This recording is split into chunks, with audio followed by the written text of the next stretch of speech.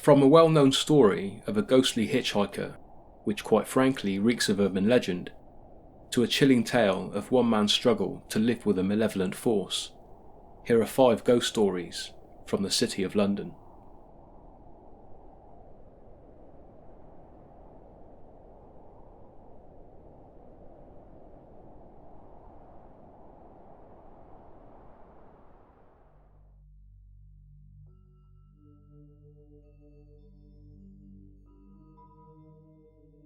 Number 19 St James's Place in the St James's district was once the home of 2 sisters, Anne and Harriet Pearson.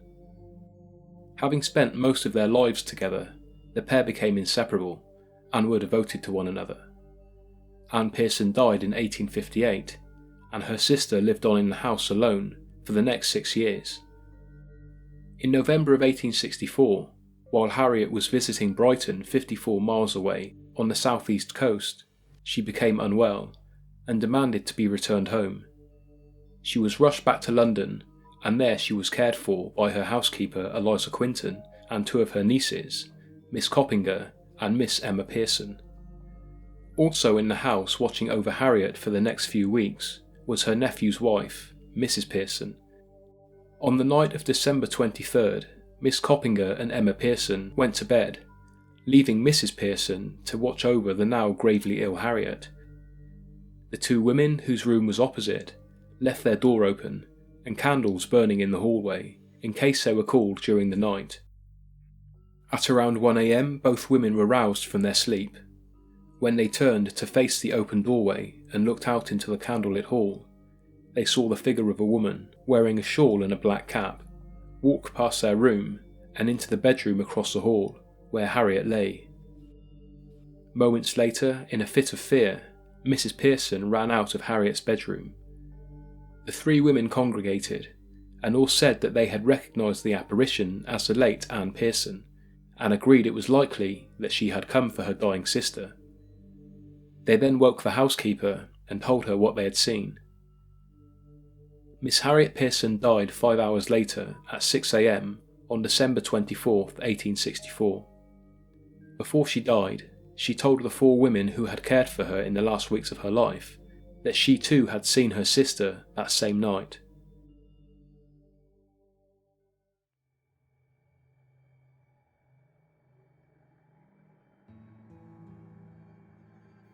This next story concerns British author and broadcaster James Wentworth Day. He was probably best known for his literary works on English farming, country affairs, motorsports, and his years as editor of the long-running Country Life magazine. But he was also a paranormal investigator, and wrote numerous books about his experiences and methods. Born in Exning in Suffolk on England's southeast coast, he spent many years in London. It was here in the mid-1930s that he leased an apartment on King Street in Hammersmith while working in the city. This large, high-ceilinged 17th century building had a pine-panelled entrance hall and a black and white tiled floor. The large first-floor living room, according to Day, was full of sunshine and grace, and he felt content and full of optimism when he first walked into his new vocational home. But he would later make the statement, "I have leased a curse."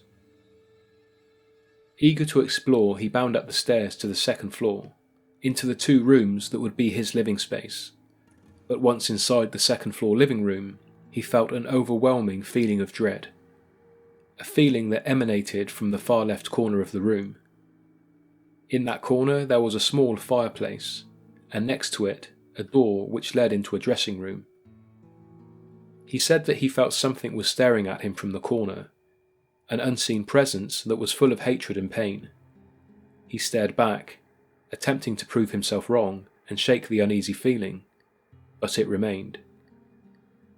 During the first 2 weeks of his stay, his strained marriage fell apart, and Day moved out, unable to face living there whilst dealing with his loss. Eventually though, for reasons unknown, he did return. His once temporary lease was made permanent, and he remained there for the next 2 years.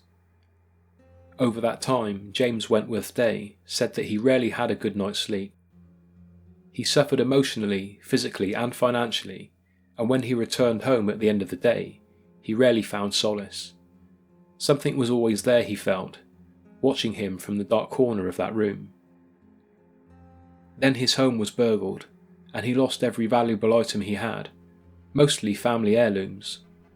None of them were recovered, and they were not insured. Soon after this, the china shop, which now occupied the ground floor, went bankrupt and closed down. The wine business that took over the shop soon suffered the same fate. James Wentworth Day's brother, sister, godson and goddaughter visited him from Ireland for a while. He had hoped that their presence would raise his spirits and maybe even drive out the evil presence. For a time, he admits, things did improve and the malevolent force disappeared. That is until one evening when Day returned home late. His family were out on a hunting trip and weren't due to return until the next day. He was expecting to be alone. When he entered his living room and turned on the light, he again became conscious of that evil something. This time it felt stronger, and the feeling of being watched was overwhelming. At that point he heard a loud, piercing scream from the top floor. It was his goddaughter.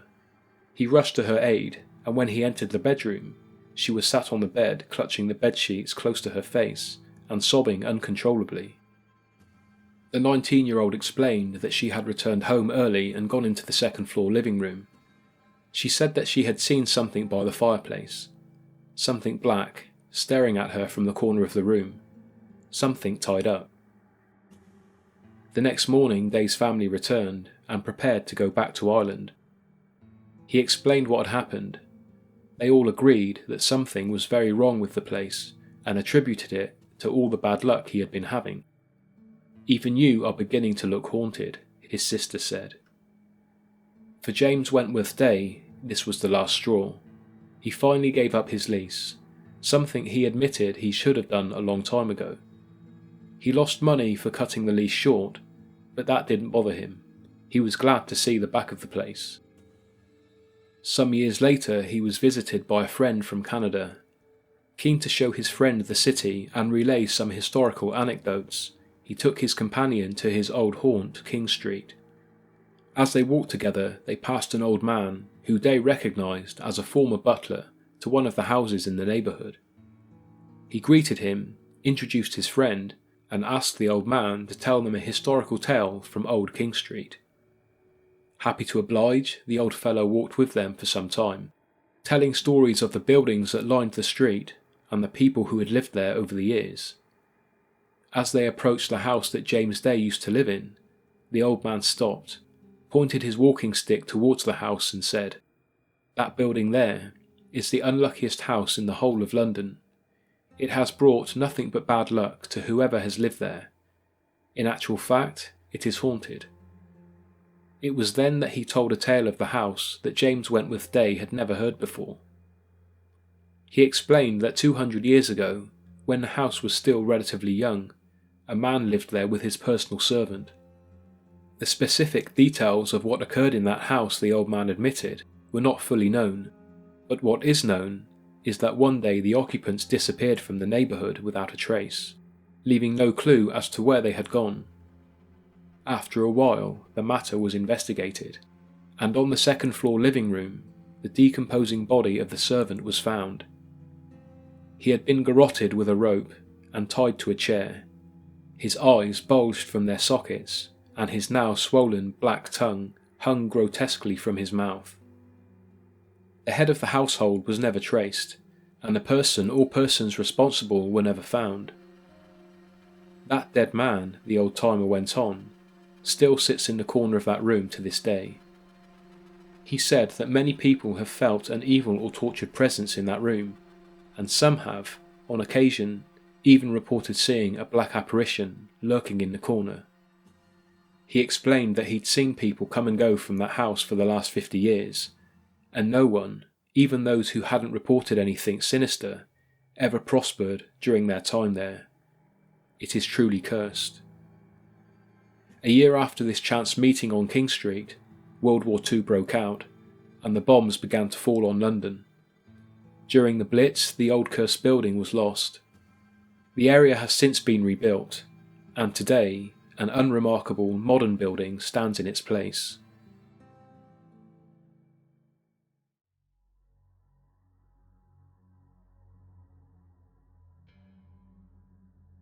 London's Heathrow Airport began life in 1929 as a small airfield known as the Great Western Aerodrome.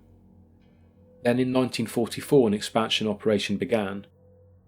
The new expansion was intended to cater for military planes during World War II, but by the time it was complete, the war had ended. However, new plans for a civil airport took over and the expansion continued. In 1946, it was eventually reopened as London Airport. But barely 2 years into its new life, the airport experienced a tragedy. At around 9:15 p.m. on the night of March 2nd, 1948, a Douglas DC-3 plane, operated by Sabena Airlines of Belgium, crashed in foggy conditions. All 3 crew members and 17 of the 19 passengers died. It was the first major air disaster to take place at the airport. The story goes that during the clean-up operation, a well-dressed man stepped out of the fog and approached the rescue team. He told them that he was looking for a briefcase, which had been lost in the crash. When he was told by the confused staff to inquire after the clean-up was over, he disappeared back into the fog. It has been said that soon after this, the same man's corpse was found amongst the plane's wreckage.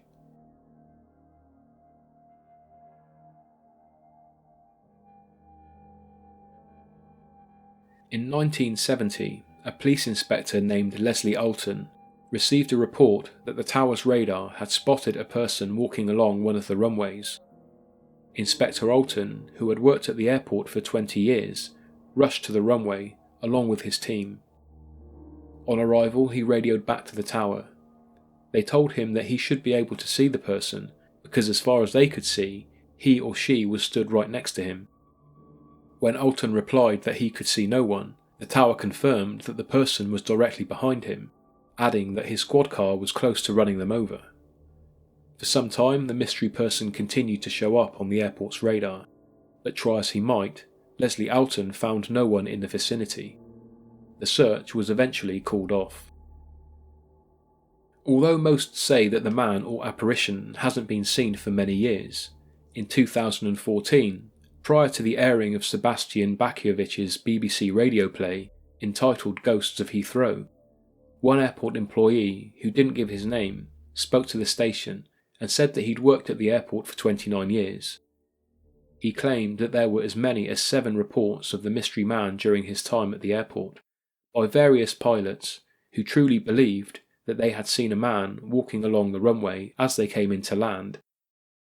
I work there, yeah. I've done 29 years here on BA, and I drive the pilots around. I do the passengers as well, but I drive the pilots around, the crews. And they've actually told me, about 6-7 pilots have actually told me they've seen a man in a black suit, bowler hat, umbrella and a briefcase walking down this runway here, this new runway here. So they've said to me they think they've run someone over in their plane, and they've actually asked for the marshalling section to come out and check the runway. Why would they call the tower? Because the tower is saying to them, well, there's nothing on their radar, and the pilot's saying, well, I'm telling you, I've just run someone over. It's unknown, of course, if this was the same apparition or if it was a ghost at all. There is the glaring difference between these alleged recent sightings and the 1970 sighting, that being that the radar tower in 1970 reported seeing the figure, but the men on the ground did not. The airport worker speaking in the clip I just played says the opposite. After reading some of the reports made immediately after the 1948 crash, I found out that the plane's wreckage had burst into flames and had been incinerated along with the dead, leaving them unrecognisable. So the part of the story which states the corpse of a mystery man who was seen following the crash had been found amongst the plane's wreckage is doubtful. It's likely that the 1948 disaster, coupled with the dramatic story of a mystery man stepping out of the fog on a dark night looking for a briefcase, may well have been used as a convenient backstory to add credence to the sighting of an alleged ghost. But the fact remains that there are accounts of a spectre having been seen on Heathrow's runways. If it wasn't the restless remnants of a 1948 crash victim, Then who or what was it?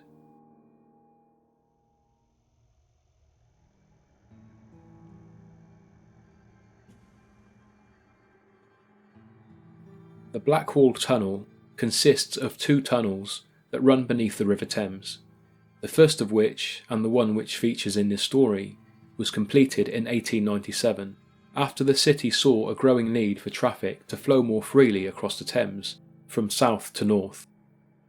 It saw its fair share of tragedy during its construction, and inevitably during its time in service.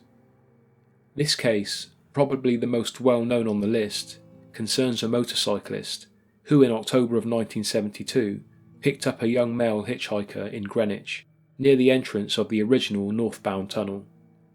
The story goes that the young man gave his Essex address to the motorcyclist before they began their journey. Once through the tunnel, the motorcyclist turned back to speak to the passenger, but he was gone. Convinced that he had fallen from the vehicle somewhere in the tunnel, although one might think the rider would have felt a sudden jolt or lightness of the vehicle if he had, he rode back to find him. The rider made the journey back and forth twice before giving up the search. There was no frantic commotion in the tunnel as he'd expected, and no one lay in the road. There was no sign of the young man at all. It was as if he had never been there. Thinking that his fallen passenger may have found his way home by other means, he rode to the house in Essex the next day to find out what had happened. When he arrived, he was told by the occupants of the home that the young man had died years earlier. It's unknown who the motorcyclist spoke to, or what their relationship was with the young man, or even if the scene of his death was the Blackwall Tunnel, which makes this tale frustratingly vague, but creepy nonetheless. There are a few variations of this story depending on where you read it. Some say the passenger was not a young man but a young woman. Some say they were hitchhiking near the entrance to the tunnel, while others say they thumbed a ride inside the tunnel itself. When author Peter Underwood wrote about the story in 1975, he gave no mention of how the phantom passenger died, while many other retellings claim that it was the ghost of another biker who had died in a road accident years before. This particular part of the story probably originates from an event that apparently happened in 1960, but the link wasn't brought to public attention until more than 3 decades later. It occurred in 1960 at Blackwall Lane, which is little less than a mile south of the Blackwall Tunnel entrance. This account was taken from a letter to the Fortean Times. It was sent by a Mr. Roy Dent and featured in a 1994 issue of the magazine. Roy Dent, who was from Harrow, states in the letter that he and his wife were living at his father-in-law's house at the time. He wrote that late one rainy evening they were all sat in the front room when they heard a sudden screech of tyres, followed by a loud crash. When Mr. Dent's father-in-law went out to investigate, he found the remnants of an accident. A motorcyclist had skidded in the rain, hit a curb, and was thrown into a road sign, which killed him instantly. A few nights later, Mr. and Mrs. Dent were woken at around 2 a.m. by what he described as an identical sequence of sounds. When they went to investigate, the usually busy road, even at that hour, was empty and quiet.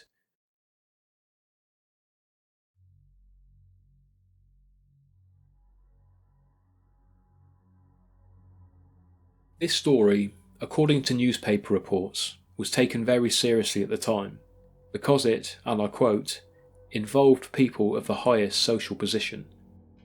It allegedly occurred one December evening in 1913. A vicar of a Kensington church had just finished overseeing the evening's choir practice, and as he walked down the aisle on his way out of the building, a distressed-looking woman stepped out of the pews. She approached him and told him that a gentleman she knew had requested his presence immediately, and that he needed to accompany her to a house nearby. "A gentleman is dying there," she said. "He is extremely concerned about the state of his soul, and is anxious to see you before he dies." After a short conversation, the vicar agreed, and accompanied the woman to the nearby home in a cab. On arrival, they rang the doorbell, and a butler answered. The The vicar explained that he was there to see a gravely ill man who had requested his presence. Looking shocked, the butler said that he must be mistaken. There was no one in the house who was unwell. The vicar explained that the lady had told him that the owner of the house, whose name was not given, requested to see him as a matter of urgency.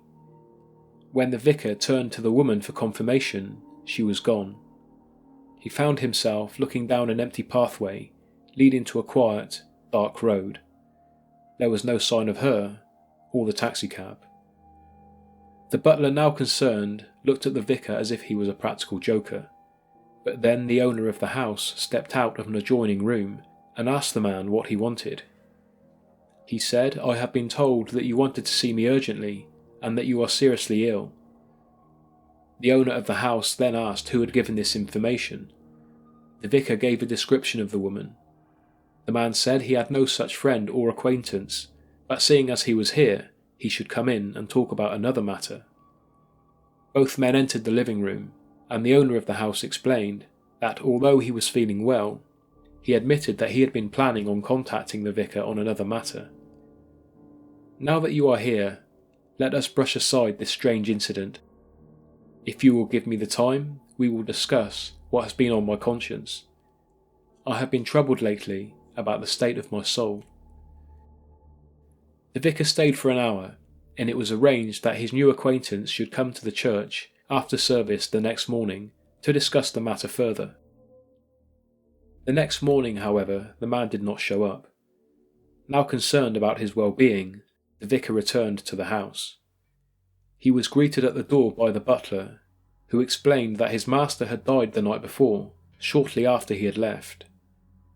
He then showed him to the bedroom upstairs where the dead man lay. On a table in the middle of the room was a photograph of the same woman who had begged the clergyman to follow her the night before. "Who is that?" the vicar asked. "That, sir, is my master's wife, who died 15 years ago."